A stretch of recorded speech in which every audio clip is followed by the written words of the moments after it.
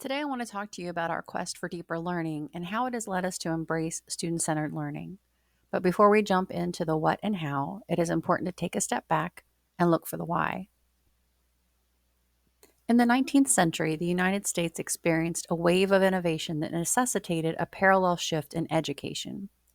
While the dawn of the 20th century saw wealthier children being educated and developed academically, less advantaged students were often put to work to supplement the household income, and especially as the early 1900s brought on labor shortages in industrial centers. With the Fair Labor Standards Act of 1938, however, students under the age of 18 were finally allowed to prioritize their education, as they were no longer allowed to work jobs until the age of 16, and then only allowed limited hours between the ages of 16 and 18. Enrollment in public schools had been on the rise already, and the need to streamline and standardize the process became vital to churning out graduates who were ready for the workforce. Teacher preparation transformed from almost no training to 2 year normal schools where teachers were prepared more uniformly, and then to 4 year teacher colleges. At that same time, the one room schoolhouse evolved into separate grade levels and then into distinct subjects. This scaling up of educational training programs led to a more uniform approach to teaching, and this led to the classroom model that most of us grew up in: desks in rows, teacher at the front, and grade levels are for most of us what modern education looks like. That is until the second revolution, which was the digital revolution. With the invention of the computer and then the evolution of the World Wide Web, a seismic shift occurred in the skills needed for students to be successful in the new job market. According to an article by the Urban Institute, technological change has reduced the need for routine mechanized work and increased both the demand and pay for high skilled technical and analytical work. Computers and automation machinery devoured many of the repetitive and low skilled jobs that previous high school graduates had once taken to start families and buy homes. This factory style education system we created for the Industrial Revolution tended to engage most students, on the lower end of Bloom's, while the digital economy presented more need for higher order thinking. In 2001, they revised Bloom's taxonomy, renaming each level to a verb and moving create to the top of the pyramid. In the digital world, the tools to create were suddenly much more accessible, and skills in this area led to more lucrative opportunities for students graduating high school. Very recently, we have witnessed the genesis of what is quickly becoming known as the third economic revolution, and that is generative AI. While artificial intelligence has been around for decades, the launch of sophisticated and democratized generative AI in 2022 has harkened to the beginning of yet another revolution in the job market, and by association, the education system that supports it. Generative AI can now create its own stories, paintings, videos, marketing campaigns, software programs, apps, websites, music, and the list goes on. It can also access vast stores of data to perform complex analyses that outstrip the human mind's ability to keep up. It can consider problems 24/7 without sleeping and provide solutions to researchers and businesses that human employees simply cannot. So, what does that mean for education?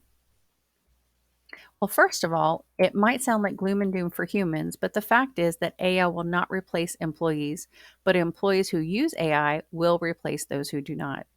So, in education, that means that the lower Bloom's verbs will be gobbled up by AI, and the student and future employee needs to be able to operate in those higher order levels to be successful. To do that, learners must graduate with the ability to collaborate, communicate, create, think critically, synthesize, and make meaning of information. And that is where deeper learning comes in. The aim of contemporary education is to prepare students to guide their own learning, explore their own paths to meaning making, and seek to understand the why. While content knowledge is still one cog in the machine, bigger, more important cogs like collaboration, creativity, and communication have taken center stage in the learning process, and classrooms need to shift focus and adopt new strategies to develop these skills. With this shift comes some new vocabulary to consider as well. For example, teachers are shifting to now become learning facilitators. As a teacher, you are the font of all knowledge and the content expert in the room who disseminates what you know to your students. Their job is to follow your instructions, take notes, explore as directed, and then demonstrate what they remember on the assessment. But as a learning facilitator, your job is to create learning opportunities to scaffold their exploration of a standard. You are also in charge of creating embedded opportunities for the student to demonstrate the mastery of the standard. And if mastery is not achieved, then guiding the student to another opportunity to explore it in a different way and then demonstrate learning. Likewise, students have now shifted to become learners. While they sound very familiar, there are some noteworthy differences between them. For example, if you look on the left, a learner can learn anywhere, anytime, but a student learns in the classroom. A learner directs and supports their own learning, whereas a student is directed by the teacher. And if you are a learner, you work at your own pace. But if you're a student, that is defined by the teacher, what time frame you have to do something. A learner is motivated by a mastery of skills, whereas a student really just wants to get good grades. And if you look down through there, you'll see other examples of the differences between the two. In detailing what student centered learning would look like in practice, I used guidance provided by the American Institute for Research's webinar on maximizing student agency. Let's dive into the strategies they discussed and look at some examples. One of the first strategies we will explore is learner choice. When learners have a choice over how they want to explore and demonstrate mastery of a competency, they feel more ownership of the process, are more engaged in the learning, and can express themselves in ways that fit with their sense of creativity or play to their strengths. In the Shannon Schinkel article, she mentions her use of proficiency sequences to help the learner assess where they are in the continuum of a learned standard. I thought to apply that same logic to the strategies I will use to develop a more student centered classroom. Here is the proficiency sequence that I created for learner choice. I'm sure these will change and grow over time as I grow more in my own learning, but I think I've got a great place to start by developing these for myself. So if you look to the left, she defines that as an access point, meaning what are we trying to do? I will start by selecting one unit to establish my learning targets standards and design a menu of learning opportunities that students can choose to explore that standard, and then moving into emerging, developing, proficient, and extending. So all the way up on the right end of extending, I have a whole year of units mapped out with student options for each standard. I have each learning option has its own playlist of resources to support independent exploration, and each standard has its own proficiency sequence developed for students to set their own goal.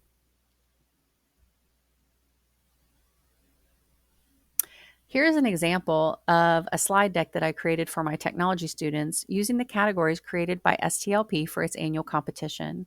Students were allowed to choose 1 to 2 projects to work on for the year.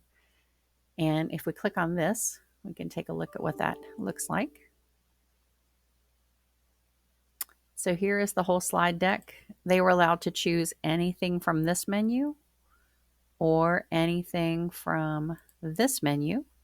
And each of the options they choose will take them to a slide that has the STLP rubric as well as examples of student work from the past that was successful in being recognized at state.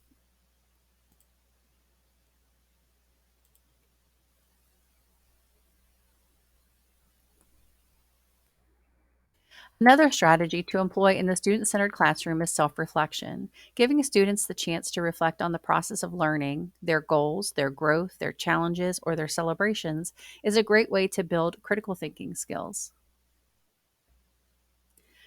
This is the proficiency sequence that I developed for self reflection here. The access point, I would need to start by doing a mini lesson on metacognition and reflection and how it helps with learning.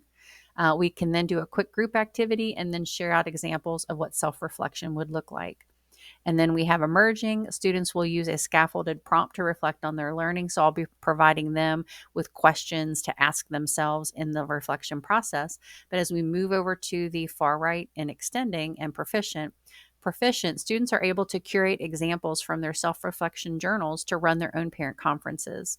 They are able to articulate what competencies they were trying to master, how far along the proficiency sequence they got, along with next steps or celebrations. And then in extending, my classroom has become enough of a community that students feel safe sharing struggle bus moments with the group, as well as celebrating their wins.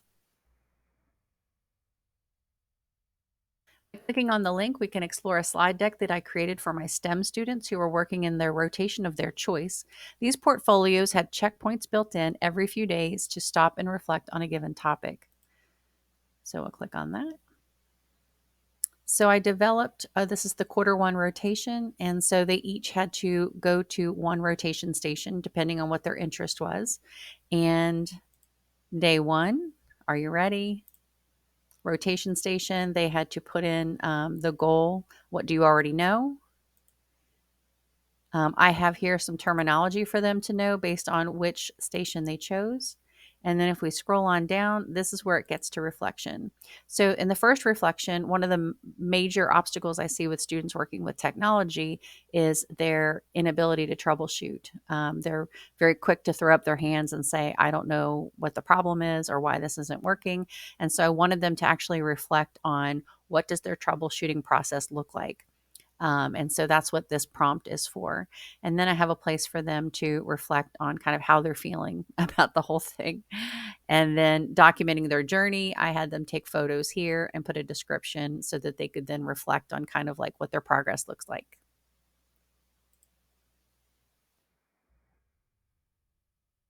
The third way to establish a classroom that is centered around your students is to establish flexible groups that allow students to work collaboratively or independently on various tasks. This will build skills in communication and collaboration. This is the proficiency sequence that I created for group work. If we take a look over here at access point, I will start out by deciding, can students work in a group for this task? Is it appropriate for group work? How many max per group, if I want to set that guideline or not, and whether groups are self-selected or if I put them into groups. So each task would be, kind of a different access point. Emerging, I'll work with the groups to assign roles and set up ground rules for their groups and help them set their goals. And we will start by practicing how to work in groups. So we have to teach the process of working in a group successfully and how to assign roles and what that looks like so that when they're eventually turned loose to work more independently, they already kind of have those skills in place. Moving up here to proficient, the groups are flexible and can change from task to task. The space in my room is set up to allow for flexible grouping, and I'm comfortable managing the space and interactions.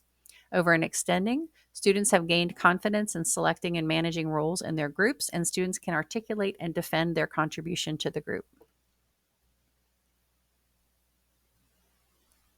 As far as an example of this, one way to help student groups to work smoothly is to help them learn what various roles of the group are, and this can change based on the task, but this is just an example of one. So let me just click on that. So the students can look through these different roles, and this will give them clues about, as the recorder, here are some of the things I might be saying in my group. And this is what it might look like. What am I actually doing? So if I go to my head researcher, I might say things like, look what I found, and exactly what my task is. I'm finding good information and sharing it with the group. So these role definitions help with group work as far as setting them up for success.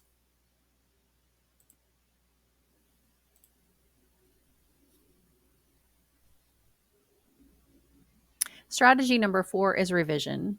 Embedding opportunities for students to revise their work and get another try is critical to a student's agency over their own learning. Without the opportunity to revise and resubmit, we are only assessing the first attempt at mastering any concept and then moving on regardless of outcome. In Saul Kahn's TED Talk, he very accurately describes the current state of learning in many classrooms today. There is a cycle of lecture, homework for a week or so. We all take an assessment, and then, regardless of the score, we all move on to the next unit.